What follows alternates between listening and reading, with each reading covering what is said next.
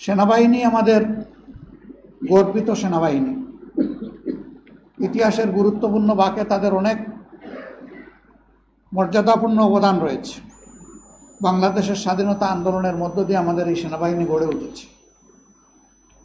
কোনোভাবে কোনো কার্যক্রমের মাধ্যমে, কারো কোনো পদক্ষেপের মাধ্যমে আমাদের এই গর্বের প্রতিষ্ঠান বিতর্কিত হোক, এটা আমরা চাই না। আমরা চাই যে এই প্রতিষ্ঠানের মর্যাদা অক্ষুণ্ণ রেখে তারা দেশ এবং জাতির সেবায় তারা নিয়োজিত থাকবেন। এতেই দেশের গৌরব, সেনাবাহিনীরও গৌরব।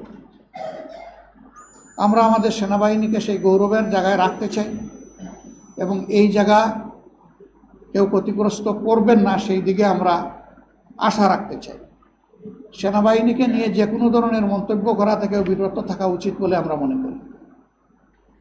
এই বিষয়টা একটা দেশের সার্বিক নিরাপত্তার সাথে সংশ্লিষ্ট। সেনাবাহিনীকে বিতর্কিত করলে একটা স্বাধীন দেশ বড় ধরনের ঝুঁকিতে পড়তে পারে।